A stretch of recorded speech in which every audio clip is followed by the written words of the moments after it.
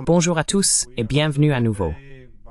Nous sommes rejoints aujourd'hui par le colonel Jacques Beau, ancien membre du service suisse de renseignement stratégique. C'est un plaisir de vous avoir de retour dans l'émission, monsieur. Et évidemment d'être de retour parmi vous. Merci beaucoup de m'inviter. Donc, la raison pour laquelle je voulais vous parler aujourd'hui concerne la situation avec Israël. Il semble que cela ne puisse pas durer indéfiniment. On dirait que tout s'épuise, pas seulement les armes et l'argent, mais aussi la réputation, tant auprès des alliés que des adversaires, ainsi que les ressources humaines, puisque des gens partent. Globalement, le déclin des États-Unis suggère également que l'ensemble du système international ou de l'ordre mondial dans lequel ils opéraient, et qui leur a permis d'emprunter cette voie, est lui aussi en train de s'effriter. Je me demandais ce que vous pensiez de la mesure dans laquelle Israël représente un cas de surexpansion stratégique.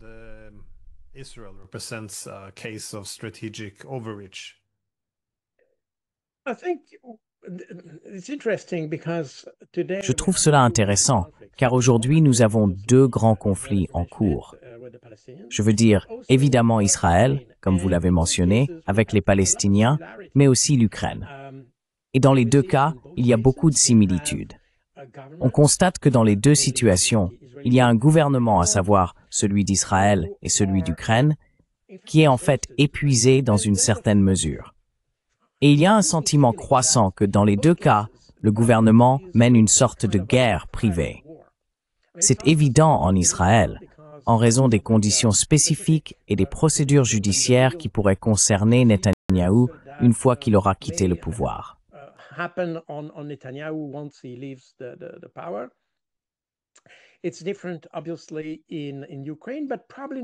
C'est différent, évidemment, en Ukraine, mais probablement pas tant que ça, car nous avons le sentiment qu'en Ukraine, il y a un effort important du gouvernement pour rester au pouvoir et éviter toute situation où il serait obligé de démissionner, et probablement aussi à cause des procédures. Et nous avons eu toute cette question de Nabu Sapo ces derniers jours. Mais en Israël, il est évident que nous assistons ici à une guerre privée menée par Netanyahou. Et si l'on ajoute à cela des personnes comme Bezalel Smotrich et Ben Gvir, qui en fait mènent eux aussi dans une certaine mesure une sorte de guerre idéologique privée. Donc ce n'est pas à cause de contraintes juridiques, mais à cause de questions idéologiques. Ils mènent une guerre idéologique. Smotrich et Ben Gvir tiennent absolument à ce que l'ensemble du territoire palestinien soit sous contrôle israélien.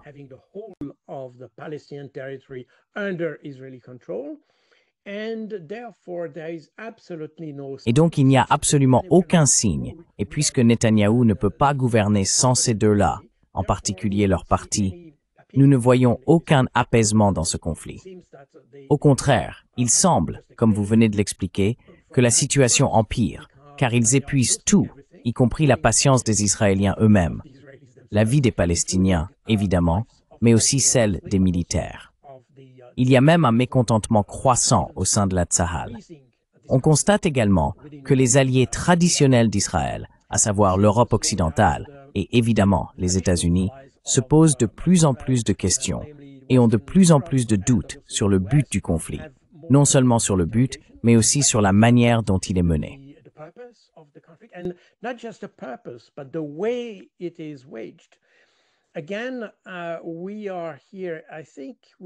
Encore une fois, nous sommes ici, je pense. En fait, Israël révèle d'une certaine manière ce qu'il est, car comme je l'ai expliqué sur d'autres chaînes, Israël est un pays qui, depuis sa toute première création, même avant de commencer à exister en 1947, n'a jamais respecté la loi. Et c'est absolument fascinant. C'est un pays qui n'a jamais respecté la loi. Ils avaient leurs propres règles et ils se sont engagés à avoir une sorte de statut spécial. Et c'est quelque chose qui, à mon avis, est unique dans le monde moderne. Surtout si l'on considère qu'Israël est considéré et était considéré, pour être plus précis, comme une position avancée, un point fort de la société occidentale et de la civilisation occidentale au Moyen-Orient, et la seule démocratie du Moyen-Orient, et des choses de ce genre.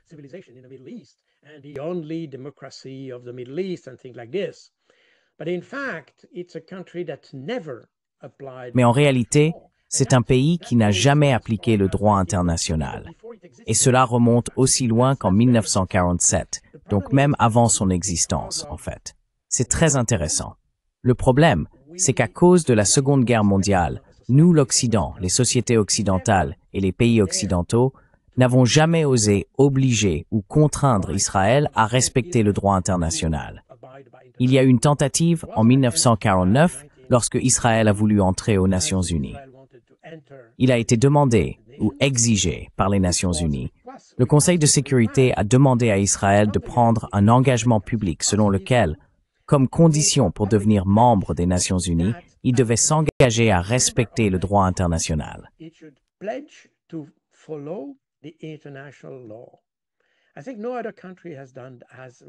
Je pense qu'aucun autre pays n'a été obligé de le faire. Mais Israël, lui, a été obligé de le faire, c'était en mai 1949, comme condition pour rester aux Nations Unies. Et c'est très intéressant. Il y a beaucoup de discussions juridiques intéressantes à ce sujet, parce que, évidemment, depuis lors, il y a eu plus de 150 résolutions de l'ONU qui condamnent Israël, qui affirment qu'Israël ne respecte pas le droit international et ne respecte pas les résolutions de l'ONU. Et beaucoup de gens ont dit, eh bien en fait, si l'on revient à la déclaration d'Israël en 1949, on devrait expulser Israël des Nations Unies. Donc, il y a ici un cas intéressant qui s'est développé et il y a des discussions intéressantes si vous allez consulter des sites spécialisés en droit international et ce genre de choses.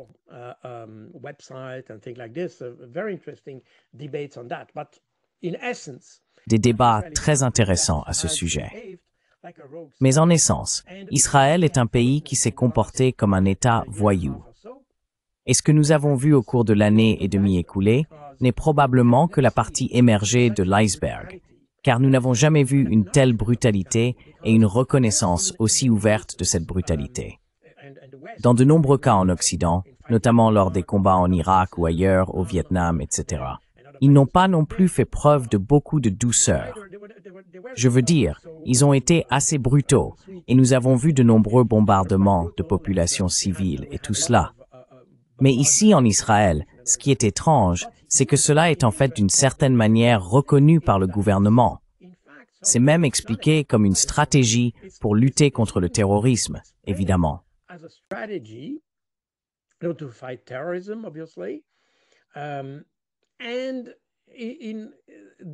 Et malgré les divers efforts de certains pays de la communauté internationale, notamment l'Afrique du Sud, avec la plainte qu'elle a déposée devant la Cour internationale de justice, où il a été indiqué que nous assistons à un possible ou plausible génocide, cela n'a pas empêché Israël de recourir encore et encore aux mêmes méthodes, à la même façon de faire la guerre, non seulement contre le Hamas, mais contre l'ensemble de la population palestinienne. Je pense donc que c'est un cas très fascinant, tant sur le plan juridique que sur les plans politiques, moral et éthique. En tant qu'ancien officier militaire, je dirais que j'ai honte du fait que des officiers et soldats israéliens se qualifient eux-mêmes d'officiers et de soldats, car pour moi, il ne s'agit que de terrorisme.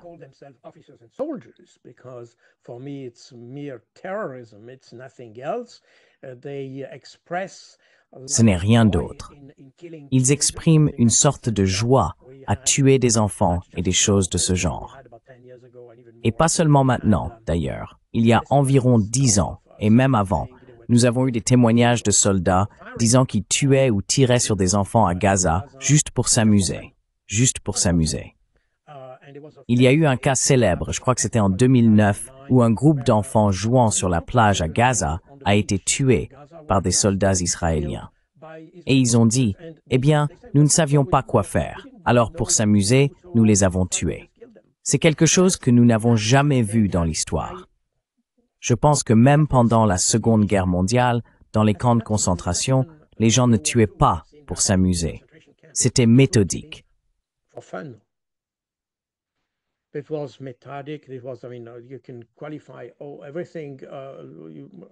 Vous pouvez qualifier les choses comme vous le souhaitez, ce qu'ont fait les Allemands. Mais il ne semblait pas qu'ils prenaient plaisir à tuer des gens. Ici, c'est différent.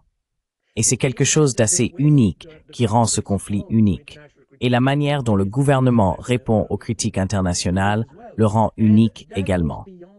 Et cela va au-delà de ce que nous voyons à Gaza, car lors de la récente guerre de 12 jours avec l'Iran, et cette attaque d'Israël contre l'Iran, c'est fascinant, sachant que la communauté du renseignement américaine avait déclaré qu'il n'y avait pas d'armes nucléaires en Iran. Donc cela signifie qu'il n'y a aucune justification rationnelle ou factuelle pour déclencher une guerre, attaquer des civils, bombarder des civils et des choses de ce genre. Et je pense que c'est assez unique dans l'histoire.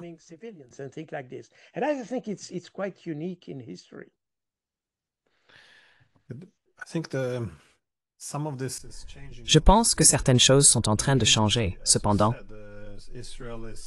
une partie de cette immunité, comme vous l'avez dit. Israël semble fonctionner selon ses propres règles, étant donné qu'on considère qu'il vit dans un quartier dangereux, comme le disent toujours les Américains. Mais il est perçu comme faisant partie de la civilisation occidentale. Il est capable de projeter sa puissance militaire dans une région stratégique.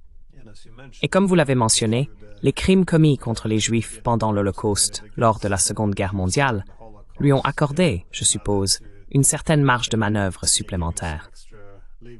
Mais les conditions dans lesquelles il est autorisé à opérer sont assez uniques.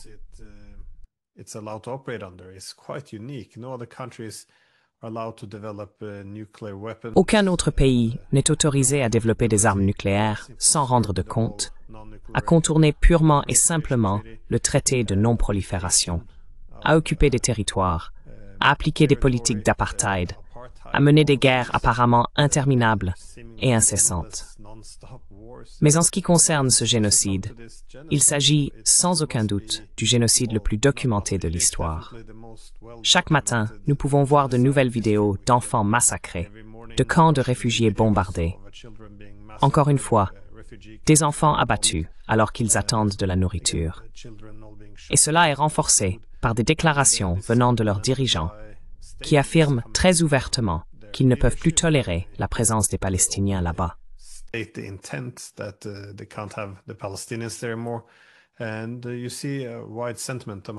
Et on constate également un sentiment largement partagé parmi le public.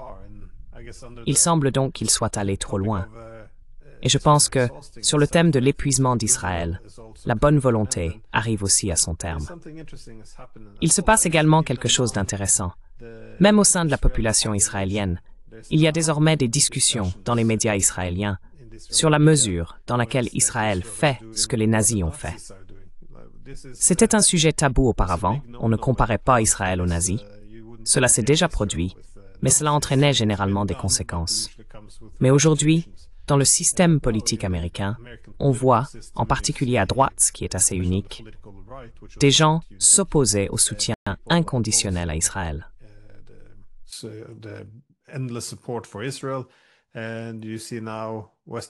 Et vous voyez maintenant que les gouvernements occidentaux en Europe ressentent également la pression.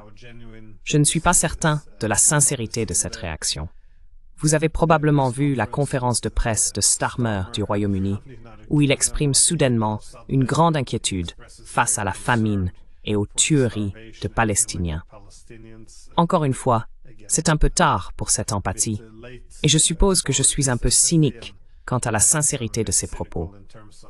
Mais voyez-vous un changement massif ici, à la fois en ce qui concerne ce que le public israélien est prêt à tolérer, mais aussi ce que les gouvernements occidentaux, même s'ils souhaitent discrètement soutenir Israël, sont désormais limités par ce que le public est prêt à accepter.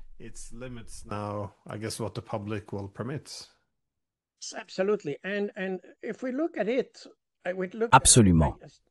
Et si nous l'examinons, si je réponds à votre question d'un point de vue géopolitique, pendant toute la guerre froide, Israël était considéré, comme je l'ai dit auparavant, comme une position avancée de l'Occident au Moyen-Orient. Et il faut se rappeler qu'au tout début, Et il est très intéressant de revenir à l'histoire, car à la fin de la Seconde Guerre mondiale, toute la Méditerranée était sous le contrôle des Alliés, en fait, des Français et des Britanniques.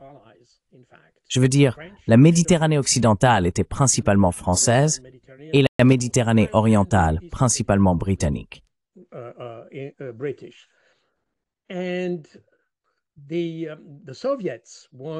Et les Soviétiques voulaient accéder à la mer Méditerranée. C'est pourquoi ils ont apporté leur soutien au mouvement de résistance juif contre les Britanniques, dans l'espoir qu'une fois Israël devenu un État indépendant, il servirait de point d'appui soviétique autour de la Méditerranée. Mais cela ne s'est pas exactement passé comme Staline l'espérait. En fait, dès que les Israéliens ont obtenu leur indépendance en mai 1948, malgré le soutien en armes et en argent reçu pour leur guerre d'indépendance, les Israéliens se sont tournés vers l'Occident. Cela a provoqué une réaction en Union soviétique, et les Soviétiques ont alors commencé à essayer de prendre le contrôle d'autres pays méditerranéens. Et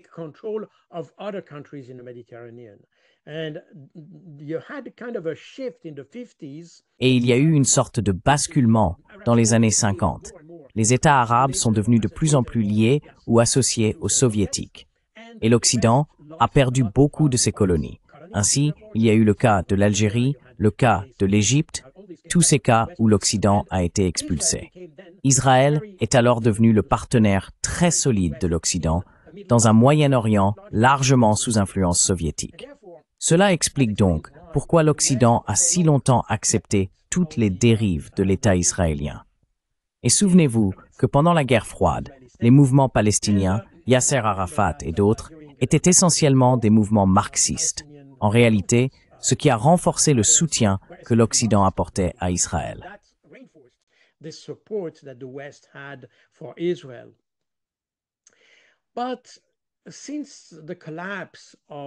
Mais depuis l'effondrement du pacte de Varsovie et du bloc communiste en Europe de l'Est, les choses ont changé. Nous avons vu de nombreux pays, y compris la Syrie d'ailleurs, qui ont tenté d'améliorer leurs relations avec l'Occident. L'Occident a refusé dans une certaine mesure, ce qui a conduit à la situation que nous connaissons aujourd'hui en Syrie. Mais il y a eu cette tentative de la part des pays arabes de se rapprocher de l'Occident. Et aujourd'hui, ces pays, qui n'étaient autrefois que des fournisseurs de pétrole et de matières premières, ont développé leurs propres industries. Ils sont évidemment devenus des États industriels. Le cas de l'Iran en est un exemple, un cas d'école.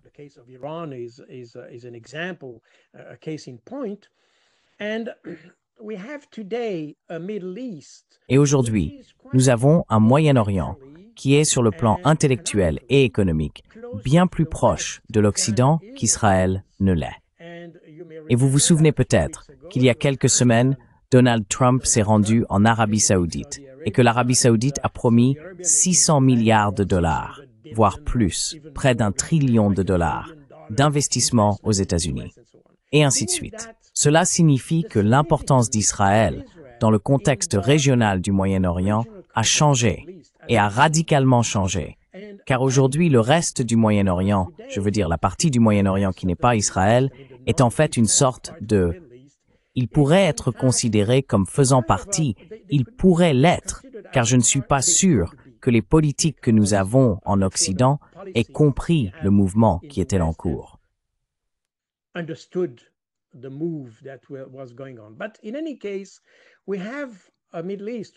Mais en tout cas, nous avons un Moyen-Orient qui cherche à améliorer ses relations avec l'Occident, qui est suffisamment riche pour approvisionner l'Occident, acheter des produits, s'engager dans des partenariats et poursuivre une coopération économique et industrielle. Pendant ce temps, Israël est en réalité un État qui n'apporte pas grand-chose à l'Occident. Il reçoit de l'Occident. Nous assistons donc ici à ce que j'appellerais un changement structurel au Moyen-Orient, qui apparaît aujourd'hui très clairement, notamment avec le type d'embargo ou de blocus imposé par les Houthis en mer Rouge. Nous avons vu que désormais, le port d'Eilat en Israël est pratiquement en faillite et non fonctionnel.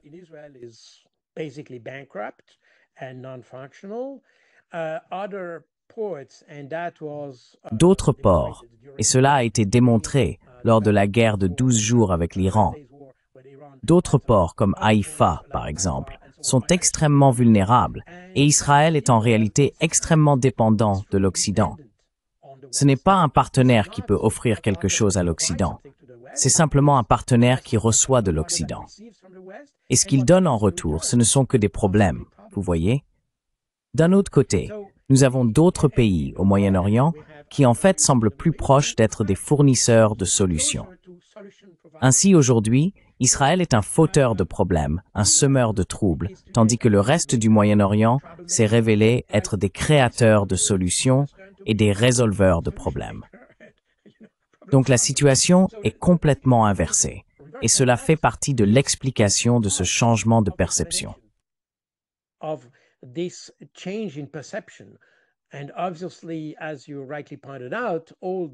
Et évidemment, comme vous l'avez justement souligné, tout cela va de pair avec ce que nous voyons chaque jour, ces massacres, ce comportement brutal, les exactions des soldats et tout cela. Et cela, bien sûr, a un impact assez significatif sur l'opinion publique. En Occident, nous avons un problème qui n'est d'ailleurs pas seulement lié au conflit palestinien, mais ce que nous avons observé en ce qui concerne le conflit ukrainien en particulier. C'est l'élargissement du fossé entre les élites dirigeantes ou le leadership que nous avons dans des pays comme le Royaume-Uni, la France, etc., mais aussi avec les élites de l'Union européenne, par exemple, et les populations. C'est ce que nous voyons actuellement en Allemagne avec l'AfD, qui progresse si rapidement que le gouvernement envisage désormais d'interdire le parti et ce genre de choses.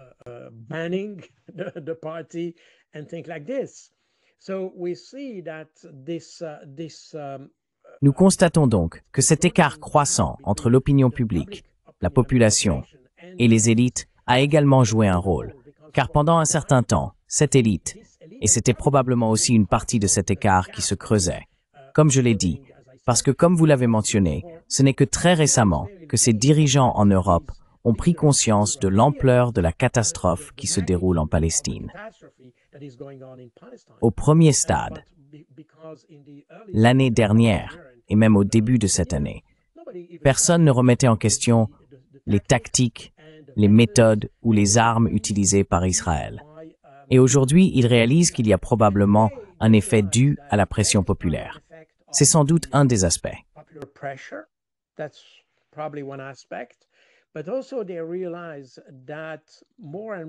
Mais ils se rendent également compte que, de plus en plus, le soutien apporté à Israël devient politiquement et je dirais juridiquement intenable, car on constate que tout ce qu'ils font, en gros, je veux dire le gouvernement israélien, se fait sans aucune excuse. Parce que même si l'on admet que le Hamas est une organisation terroriste, on ne détruit pas une population simplement dans le but d'atteindre quelques combattants. D'ailleurs, les différents rapports que nous avons de diverses organisations, y compris de la part de l'armée israélienne elle-même, montrent que malgré tous les meurtres, les massacres, la destruction des infrastructures, de la population, des infrastructures médicales, des infrastructures alimentaires, et tout cela, malgré tout cela, ils n'ont pas réussi à réduire de manière significative la puissance de combat ou les capacités de combat du Hamas. Cela signifie que tu quelque chose de fondamental misénie is afford you to step before strength.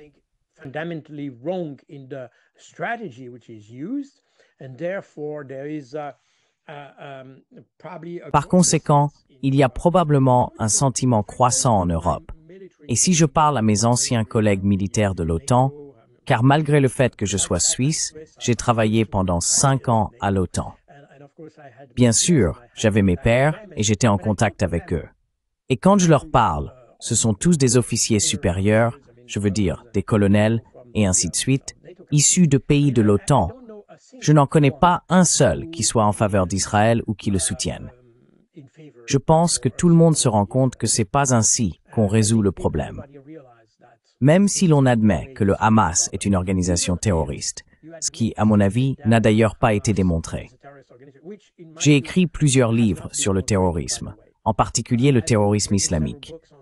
Et j'ai écrit le livre qui est derrière moi, ici, sur l'opération Déluge d'Al-Aqsa, qui a eu lieu le 7 octobre 2023. Mais avant cela, Theraxri Prugazwam Esteg Boye Racing Rocken.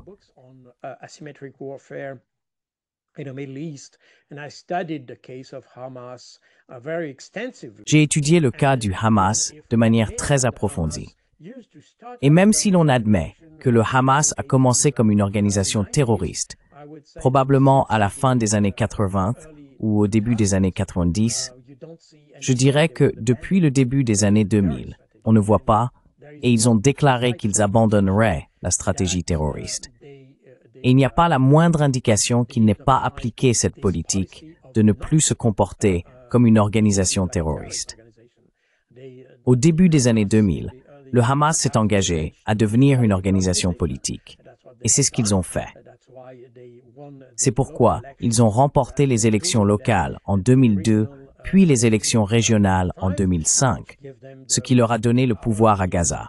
Surtout parce que les États-Unis ne voulaient pas accepter le résultat de l'élection et ont donc tenté de renverser le gouvernement dirigé par le Hamas ou les autorités dirigées par le Hamas. Cela a conduit à ces affrontements avec le Fatah à l'époque.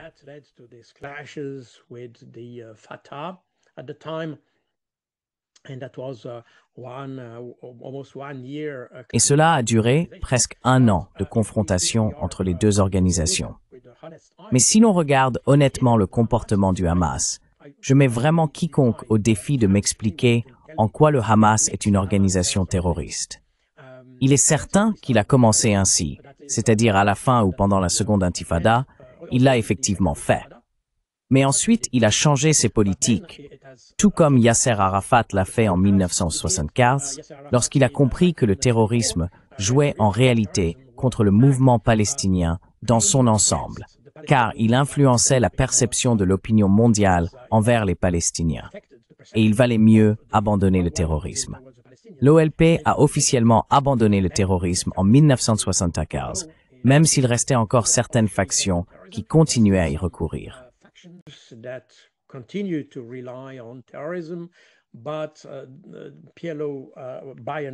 Mais l'OLP, dans l'ensemble, a refusé cela. Et le Hamas a traversé exactement le même processus du début des années 90 jusqu'au début des années 2000.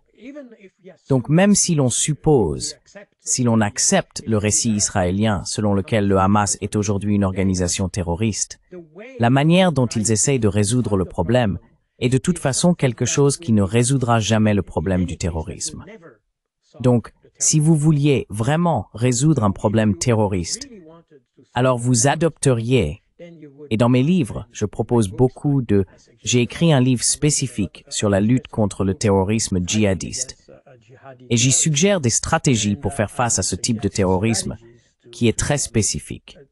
Ce n'est pas le même type de terrorisme que celui que nous avions en Europe dans les années 70 ou 80.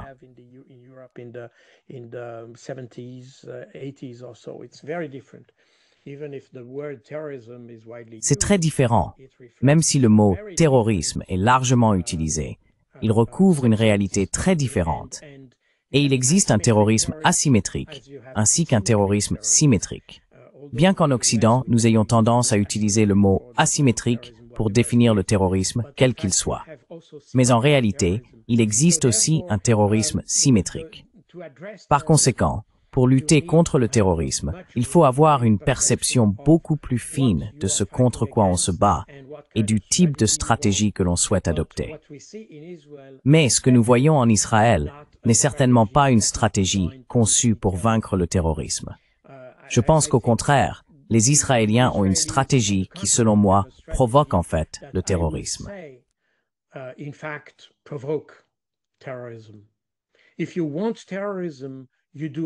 Si vous voulez du terrorisme, vous faites exactement ce que font les Israéliens. Si vous vouliez réprimer le terrorisme, alors vous traiteriez le problème de manière complètement différente. Et cela, encore une fois, n'a rien de vraiment nouveau. Car toutes ces réflexions et stratégies ont également été étudiées au début des années 1950 et à la fin des années 1940 par les Britanniques, notamment lorsqu'ils ont dû faire face au terrorisme et à la guérilla en Asie du Sud-Est, etc. Ils avaient beaucoup d'idées sur la manière de gérer le terrorisme. Mais nous avons oublié ces leçons et nous avons tendance à réagir à ce que nous appelons le terrorisme, qui d'ailleurs aujourd'hui est un mot qui ne reflète pas quelque chose de très précis.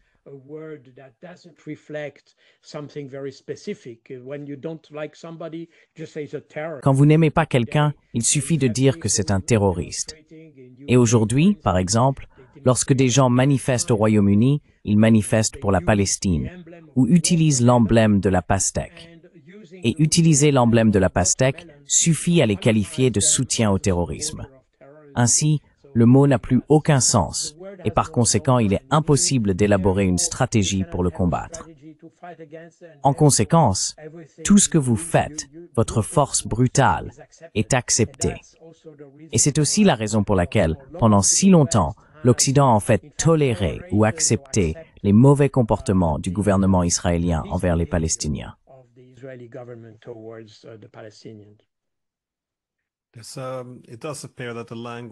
Il semble en effet que le langage ait été construit pour contrôler le récit.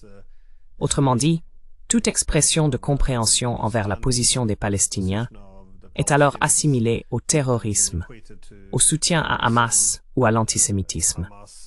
Il y a donc toujours cette capacité à faire honte pour écraser la dissidence ou la rendre illégitime en la présentant ainsi, délégitimant la contestation. Ce n'est pas si différent de nos autres guerres, pourrait-on ajouter, car on observe la même chose dans l'Ukraine. C'est exactement la même chose. Vous savez, mon oncle faisait partie de la résistance française. Bien que je sois suisse, j'avais un oncle français. Il faisait partie de la résistance française. Il était considéré comme un terroriste par les Allemands.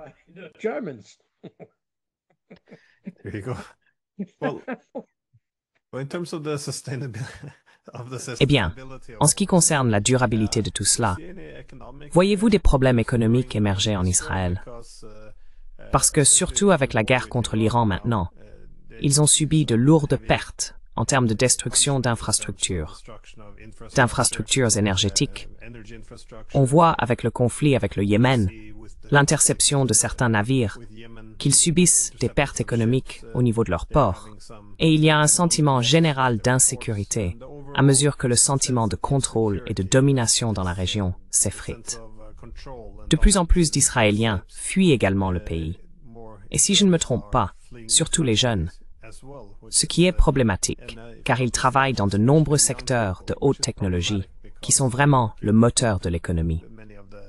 Est-ce simplement un passage difficile, ou pensez-vous qu'il s'agit d'un problème plus large ou plus profond qui sera difficile à résoudre?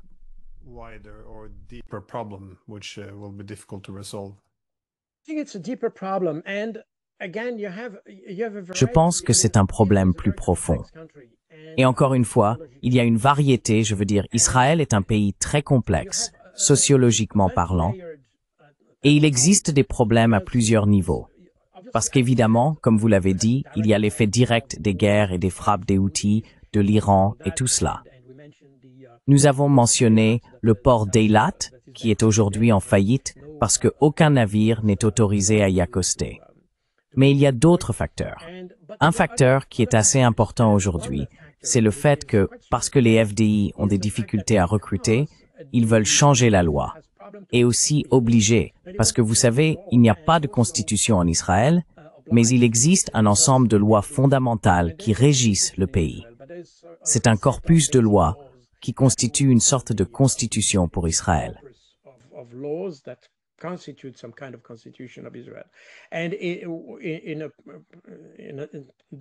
Il existe des lois fondamentales en Israël qui en fait empêchent ou interdisent l'intégration des fondamentalistes juifs dans les forces armées. Ils devraient être exemptés de la conscription. En gros, ce que l'on trouve dans les rangs de Tsahal, ce sont des personnes qui ne font pas partie de ces segments très fondamentalistes du pays. Or, comme ils ont besoin de soldats, ils rencontrent le même problème qu'en Ukraine. Encore une fois, on se retrouve avec un gouvernement qui veut modifier la loi, ce qui engendre de nombreux problèmes. Cela a conduit beaucoup de personnes en dehors d'Israël à dire « Eh bien, Israël n'est plus un État juif », puisqu'ils ne respectent même pas les principes juifs. Ils ne respectent même pas les Juifs eux-mêmes. De plus, il y a d'autres facteurs. Et évidemment, ce que l'on voit dans les médias joue aussi un rôle.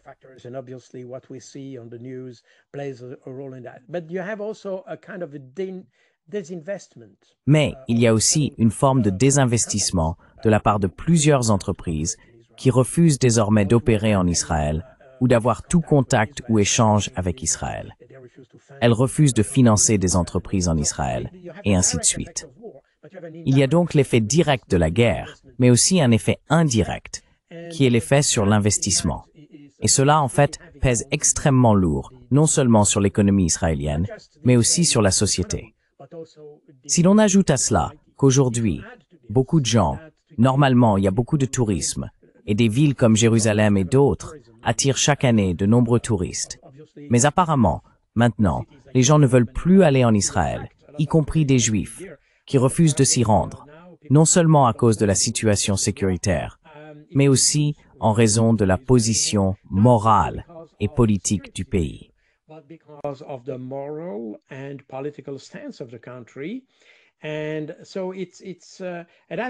C'est aussi nouveau, car il y a toujours eu des préoccupations de sécurité liées à Israël. Comme nous l'avons dit, le terrorisme n'est pas quelque chose de nouveau. Aujourd'hui, il ne s'agit plus vraiment de terrorisme en tant que tel, ou probablement moins. Il s'agit plutôt du risque de roquettes et de missiles, ou de choses de ce genre. Beaucoup de gens ont été pris par surprise lors de la guerre de 12 jours avec l'Iran. Donc, vous pourriez vous retrouver dans la même situation. Surtout si Netanyahou, enfin, beaucoup de gens, considèrent que Netanyahou frappera à nouveau l'Iran, ce qui signifie que l'Iran ripostera à nouveau. Ce ne sont donc pas les meilleures conditions pour partir en vacances en Israël, même si vous êtes juif d'ailleurs.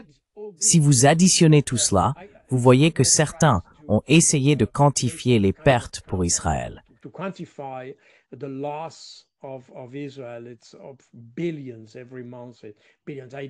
C'est des milliards chaque mois. Je ne sais pas exactement à quel point ces chiffres sont fiables ou non. Mais toute cette crise sera certainement une crise financière et économique majeure pour Israël à long terme, et probablement pour encore plus longtemps. Car beaucoup de gens, comme vous l'avez justement dit, ont quitté Israël.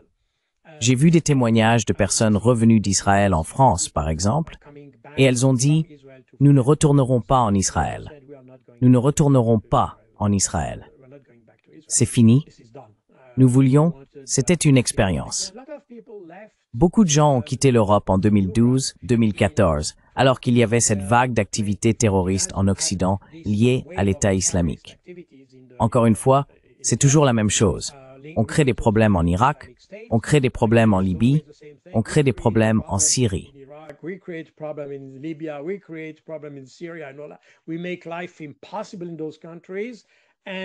Nous rendons la vie impossible dans ces pays, et ces pays nous le rendent bien. Par conséquent, nous avons des activités terroristes dans notre pays, et tout cela. Bref, pendant cette période, il y a environ 10 ans, beaucoup de Juifs sont partis, surtout de France, car la France est le plus grand pays juif d'Europe, si je puis dire, tout comme c'est d'ailleurs le plus grand pays musulman d'Europe. Donc beaucoup de Juifs sont partis faire leur aliyah en Israël. Ils en ont profité en fait, parce qu'ils disaient « Eh bien nous ne nous sentons pas en sécurité en France ». Mais maintenant ils reviennent parce qu'ils voient que leur situation est pire en Israël. Nous avons donc une situation qui pourrait durer à long terme, un désastre pour Israël. C'est la conséquence de l'inaction de la politique occidentale.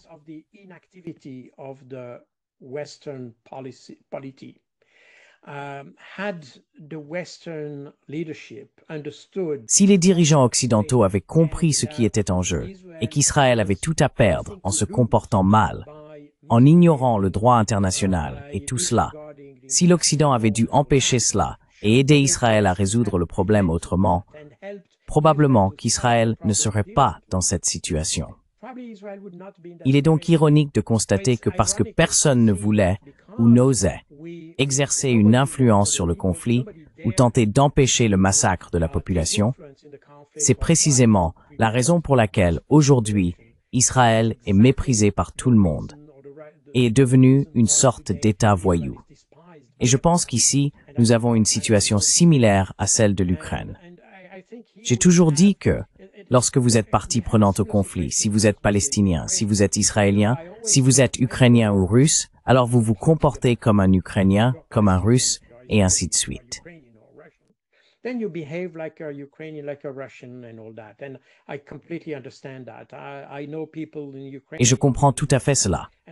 Je connais des gens en Ukraine, je connais des gens en Russie, et je comprends parfaitement leur position face au conflit, parce qu'ils ressentent un lien avec la nation, avec le pays, et tout cela. Donc je comprends cela. Le problème, c'est que lorsque nous sommes des observateurs extérieurs, spécifiquement en tant que Suisses, mais cela s'applique à tout Européen, nous avons le privilège de ne pas être impliqués dans le conflit. Et nous n'utilisons pas cette opportunité pour aider non seulement l'un des acteurs, mais pour aider les deux acteurs en offrant une sorte de service de médiation, en donnant des conseils et en essayant d'aider les deux parties à éviter d'être, disons, émotionnels ou de prendre des décisions émotionnelles, et à la place à commencer à être factuels.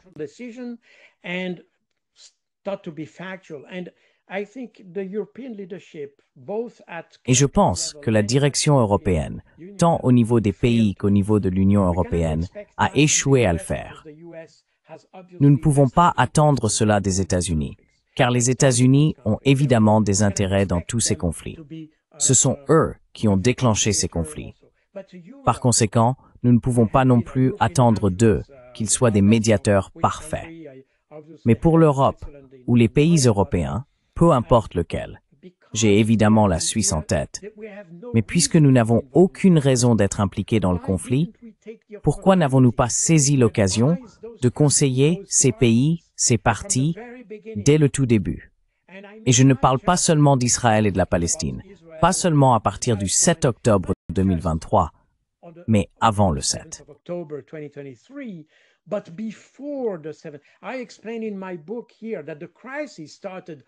J'explique dans mon livre ici que la crise a commencé bien avant et tous les signes, tous les indicateurs d'une situation majeure, d'une crise majeure, étaient déjà présents au printemps 2023.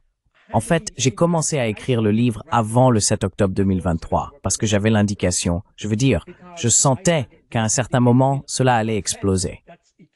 Ce qui signifie que si j'avais ce sentiment, pourquoi les pays européens n'ont-ils pas eu un sentiment similaire et essayé d'influencer les différents acteurs afin de prévenir l'explosion que nous avons connue à partir du 7 octobre? Personne ne l'a fait. Et je pense qu'ici, c'est un échec majeur. D'abord du renseignement stratégique en Occident. Et rappelez-vous, c'est mon domaine professionnel. Ici, je pense que le renseignement stratégique a échoué, a clairement échoué, dans tous les pays européens. Tous.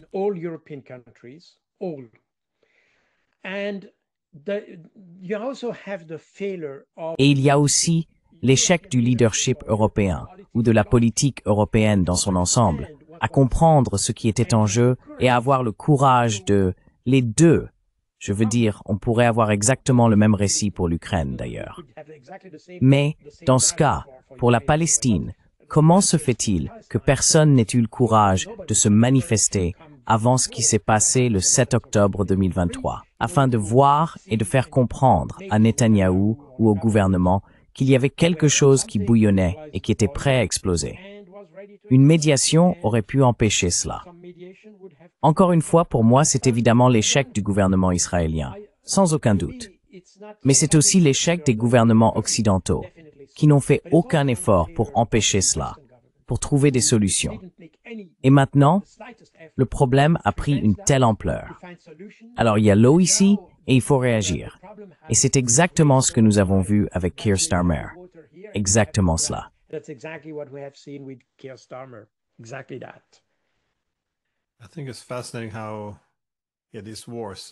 Je trouve fascinant de voir comment ces guerres, tant les guerres israéliennes que la guerre en Ukraine, rongent désormais aussi l'Occident, militairement, économiquement, mais aussi en termes de légitimité politique. Parce que, comme vous l'avez dit, au lieu de se positionner comme des fournisseurs de sécurité, ou comme des acteurs cherchant à résoudre les conflits. Ils se sont tellement impliqués dans ce qui était en réalité des guerres perdues d'avance, et aussi des guerres d'agression. C'est une erreur vraiment terrible qui a été commise. Mais oui, ma dernière question portait sur Netanyahou. À quel point pensez-vous qu'il est stable aujourd'hui? Quelle est la stabilité de sa position? Et aussi, d'où vient la pression? Est-ce l'opposition politique, l'opposition publique, l'armée ou les services de renseignement? Est-ce que certaines des politiques actuelles renforcent sa position ou, disons, la fragilisent-elles?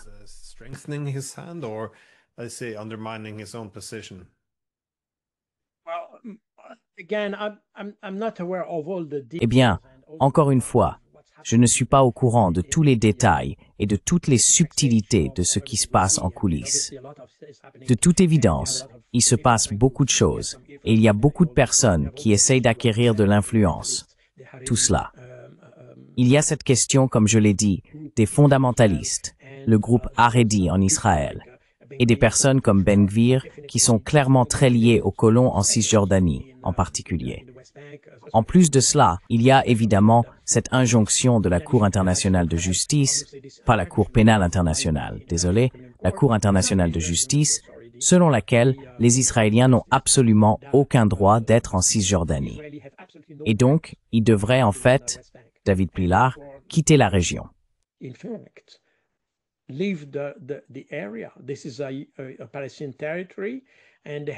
C'est le territoire d'une personne et ils n'ont rien à y faire.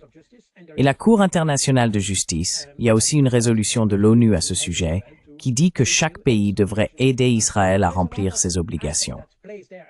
Donc il y a beaucoup d'aspects en jeu ici. Smotrich et Ben Gvir sont fortement liés aux colons parce qu'ils viennent de ce milieu. Ils étaient eux-mêmes colons auparavant. Je pense que Ben Gvir est d'origine colon. Cela signifie donc que ces types sont de plus en plus engagés dans, en allemand. Il y a un mot, c'est comme une impasse, vous voyez. Je n'ai pas le mot en tête en ce moment. Quoi qu'il en soit, cela veut dire qu'ils sont piégés d'une certaine manière.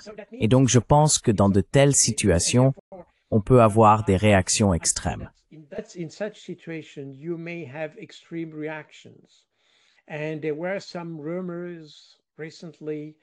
Et il y a eu récemment des rumeurs selon lesquelles Netanyahou aurait été empoisonné. Je ne pense pas que ce soit le cas, mais c'est probablement le genre de rumeur que nous pourrions entendre à nouveau. Je pense que Netanyahou est très préoccupé par sa propre sécurité, car nous pourrions nous retrouver dans une situation, et nous avons d'ailleurs une situation similaire en Ukraine, où le gouvernement se trouve dans une telle position qu'il n'y a pratiquement aucune issue. Par conséquent, il se pourrait bien qu'il se passe quelque chose. Mais je ne pense pas qu'ils aient renforcé leur position. Ils ont renforcé le cadre juridique, le cadre sécuritaire. Tout cela a été renforcé dans une certaine mesure, ainsi que les lois, etc. Et nous avons exactement la même chose en Ukraine, d'ailleurs.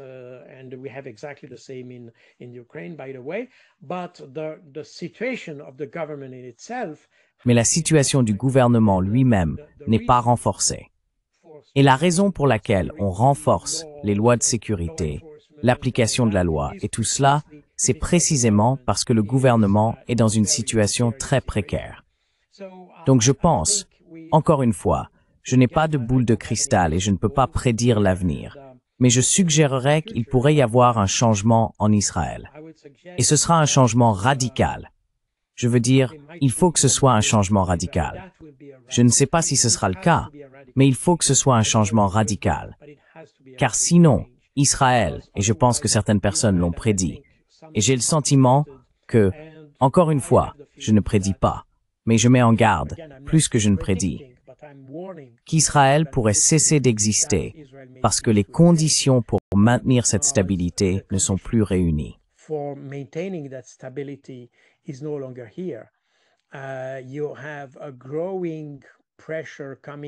Vous subissez une pression croissante des pays voisins pour que des changements de politique aient lieu en Israël. Pas un changement politique, mais des changements de politique. Mais ça pourrait évoluer vers des changements politiques, y compris éventuellement une action plus musclée. Je ne sais pas. J'espère que non. Mais encore une fois, il y a aussi une pression de l'Occident qui s'intensifie sur le gouvernement. Donc quelque chose doit changer. Par conséquent, à mon avis, Netanyahou essaye de préserver sa position parce qu'il cherche à éviter d'être confronté à la justice pour ses accusations de corruption et autres. Je ne sais pas s'il y parviendra, mais il est certain que ce qu'il fait n'est pas dans l'intérêt d'Israël.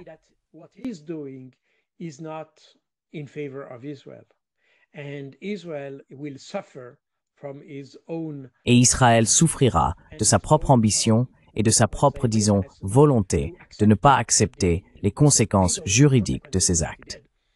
Nous sommes donc clairement dans une situation où Israël s'approche d'un carrefour, d'un tournant très important dans son existence.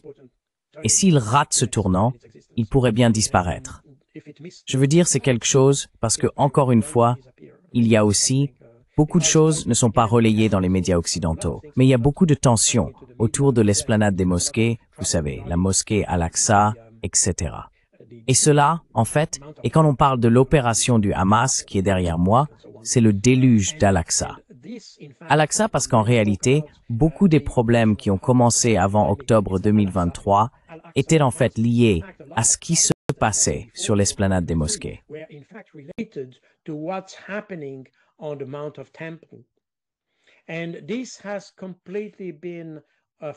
Et cela a été complètement oublié par les médias occidentaux.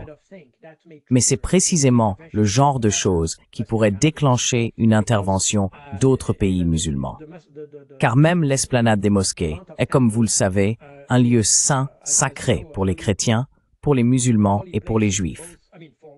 Tout changement à la situation actuelle pourrait certainement provoquer une réaction. C'est le deuxième ou le troisième lieu le plus saint de l'islam. Donc les musulmans ne toléreront aucun changement à cet endroit.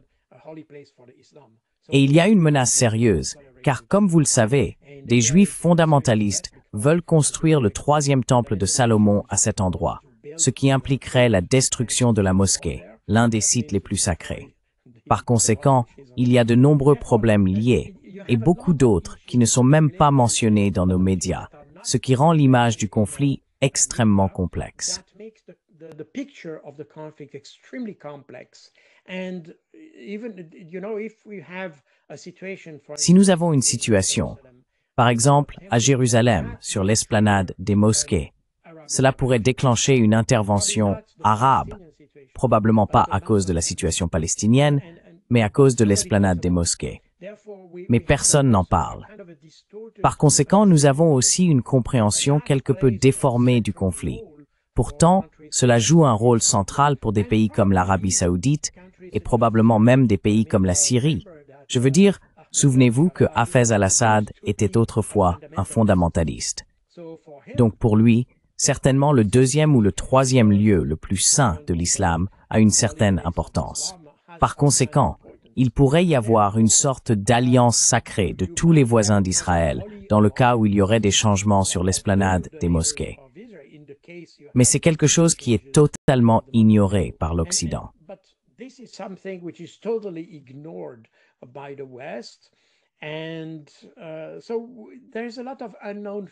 Il y a donc de nombreux facteurs inconnus qui pourraient entrer en jeu ici. C'est pourquoi je dis que nous devons être très, très prudents. Lorsque certains disent qu'Israël pourrait disparaître, ce n'est probablement pas totalement infondé. Je ne dis pas que c'est certain, je ne dis pas que cela arrivera, et tout cela. Mais je pense que cela devrait être une préoccupation sérieuse, car il y a tellement d'aspects. Comme je l'ai dit auparavant, Israël a des problèmes à plusieurs niveaux, et nous avons tendance à ne parler que des Palestiniens. Mais en réalité, il y a beaucoup d'autres questions qui ne sont pas abordées, et certainement pas abordées en Occident, lorsque nous parlons de la situation là-bas. Tout cela pourrait jouer un rôle important à l'avenir et pour l'avenir d'Israël.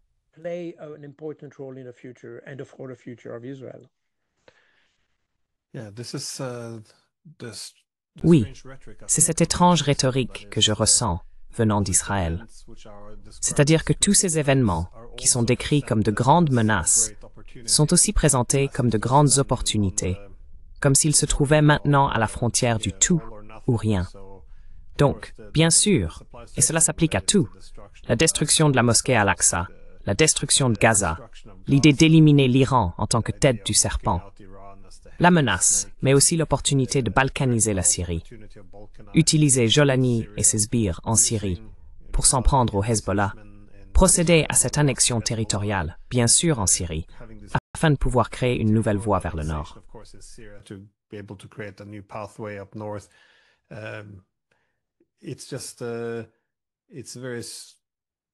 C'est juste, c'est très...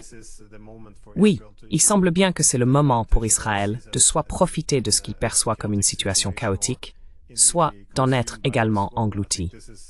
Je pense que chaque fois qu'on se retrouve dans une situation stratégique où tout est en jeu, on voit généralement les acteurs prêts à prendre d'énormes risques et à tout miser. Il semble que c'est là où en est Israël en ce moment, car il n'y a pas de retour en arrière possible non plus. C'est ce qu'ils ont compris avec l'Iran, pourquoi il doit y avoir une seconde guerre là-bas, parce que les relations qu'ils entretiennent à travers le monde sont désormais compromises. Sur le plan intérieur aussi, la situation a été bouleversée. Si les gens reviennent, il faut résoudre les problèmes, ou du moins faire en sorte que les pièces retombent bien après que tout le plateau ait été jeté en l'air. C'est une situation très dangereuse, et c'est probablement ainsi qu'Israël l'aperçoit. C'est maintenant qu'il faut viser la victoire totale, ou accepter qu'ils peuvent aussi sombrer.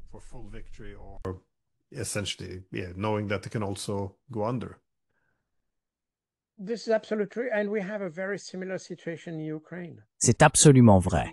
Et nous avons une situation très similaire en Ukraine. Nous voyons exactement la même situation où le gouvernement ne voit aucune issue et pourrait donc être tenté d'aggraver la situation. Et c'est exactement la situation que nous avons en Israël. C'est très intéressant, ces similitudes, car la direction en Israël, en fait, vient de la région d'Ukraine.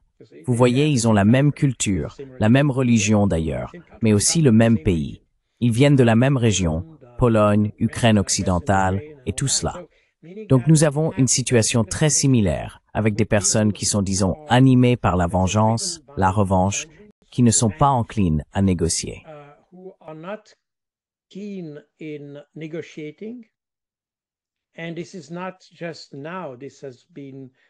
Et ce n'est pas seulement maintenant. Cela a été démontré bien avant la crise que nous connaissons actuellement. Nous avons vu par le passé qu'ils ne sont pas disposés à négocier, ou s'ils négocient, ils sont prêts à abandonner ce qu'ils ont signé pour d'autres raisons. C'est donc exactement le même comportement que l'on observe dans les deux pays. Et c'est dans ce sens que lorsque vous ne voyez pas de solution, une solution pratique, négociée, alors, en fait, vous ne cherchez même pas de solution négociée. Il faut alors changer d'approche et passer à l'escalade. Et cela conduit à une situation qui peut être extrêmement dangereuse pour les deux conflits.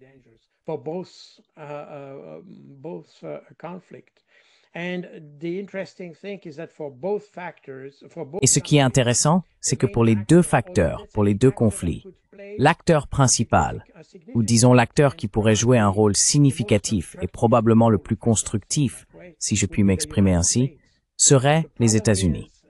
Le problème, c'est qu'aux États-Unis, nous n'avons pas, à mon avis, une direction qui comprenne ce qui est en jeu dans les deux domaines. Et les États-Unis ont tendance à simplifier à l'extrême les problèmes, à chercher des solutions sous forme de soi-disant accords, qui sont en réalité imposés à une partie, sans même être négociés. Nous avons exactement la même situation en Ukraine qu'avec le Hamas.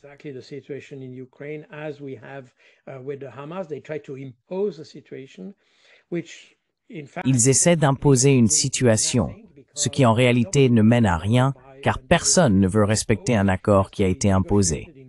Il faut que ce soit négocié de bonne foi. Et l'administration actuelle aux États-Unis a tendance à conclure des accords. Je veux dire, ça me rappelle Le Parrain, vous savez, le film. Ils font des propositions qu'on ne peut pas refuser. C'est ça. Ce sont des accords de type mafieux. Et c'est exactement ce que nous avons eu avec l'Union européenne il y a quelques jours à peine. C'est exactement ça. J'augmente les droits de douane et vous ne voulez pas? D'accord, on négocie, je réduis les droits de douane, et en plus, vous me donnez ça. Ce sont tout simplement des accords de type mafieux. This is simply mafia-like deals. And that's exactly how the current administration Et c'est exactement ainsi que l'administration actuelle gère les crises. Ils ont essayé de résoudre les crises en Palestine, en Iran et en Ukraine. Et ils ont échoué dans les 3 cas. Et les Iraniens ont dit non, je veux dire. Vous ne pouvez pas nous imposer quoi que ce soit. Nous sommes prêts à négocier, nous sommes prêts à discuter, mais nous ne voulons pas d'un accord imposé. Et c'est exactement la même chose avec le Hamas, et exactement la même chose avec les Russes. Et c'est pourquoi Trump est déçu par Vladimir Poutine. Mais c'est clair, il arrive avec l'idée qu'il est le plus fort. Il n'y a rien de mieux que les États-Unis, rien de plus grand, rien de plus fort, rien de plus efficace que les États-Unis. Alors pourquoi les autres refuseraient-ils un accord?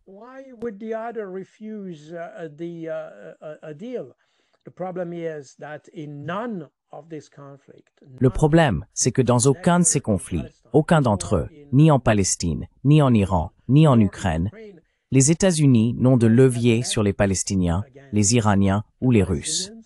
Ils n'ont aucun levier. Par conséquent, désormais, toutes ces zones, et c'est l'expression de ce contexte modifié, comme je l'ai mentionné auparavant, ce changement dans la nature des conflits signifie qu'aujourd'hui, l'Occident n'a plus le levier qu'il avait autrefois dans cette région, ce levier qu'il pouvait utiliser pour imposer une solution. Aujourd'hui, ce n'est plus le cas. Il ne peut plus l'imposer. Et le problème, c'est que l'Occident n'a pas compris cela. Ils n'ont pas compris qu'ils ne sont plus ceux qui peuvent décider pour les autres.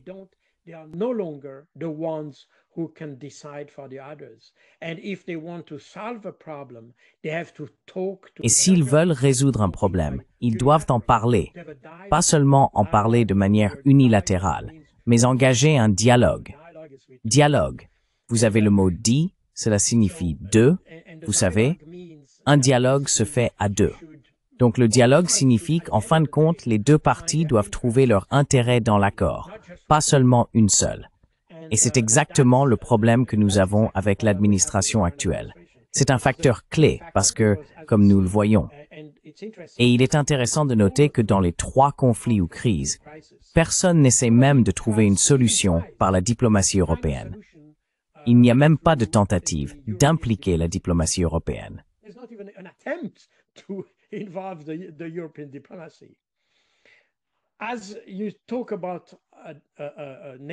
Lorsque vous parlez de négociation et de recherche de solutions, tout le monde regarde les États-Unis.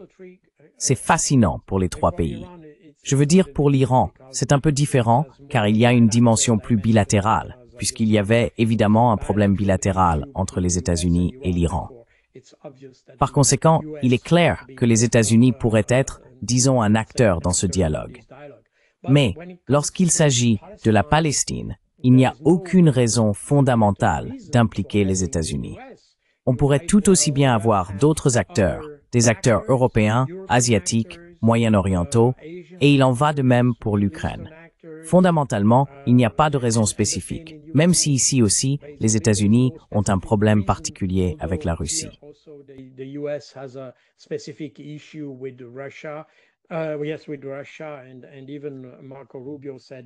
Oui, avec la Russie. Et même Marco Rubio a dit que le conflit était essentiellement une guerre par procuration entre les États-Unis et la Russie. Par conséquent, cela rend l'implication des États-Unis plus ou moins naturelle. Mais même si d'autres acteurs pourraient être impliqués, ce n'est pas le cas. Je veux dire, l'Europe est clairement absente de toute initiative diplomatique. Il n'y a pas une seule action qui ait été décidée par l'Union européenne, ou même aucune action prise par l'Union européenne. C'est donc tragique. Et encore une fois, tout le monde compte sur les États-Unis. Donc les États-Unis pourraient être la clé de tout, mais l'administration n'est pas en position intellectuelle ou politique pour résoudre le problème. En fait, dans la plupart des cas, ils font partie du problème.